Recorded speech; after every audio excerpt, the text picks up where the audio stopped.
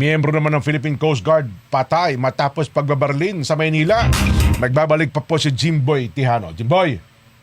Dead on the spot ang isang 38 anyos na lalaking miyembro ng Philippine Coast Guard o PCG matapos barilin sa Barangay 465 Sampaloc, Manila pasado alas 3 ng madaling araw nitong Miyerkules. Umaga na nang makatanggap ng ulat ang otoridad kaugnay sa nangyaring insidente. Sa inisyal na report, nagtamo ang biktima ng tama ng bala sa ulo at katawan. Ayon sa ilang residente, nagkaroon umano ng komosyon at suntukan sa pagitan ng biktima at isang lalaki bago ang pamamaril.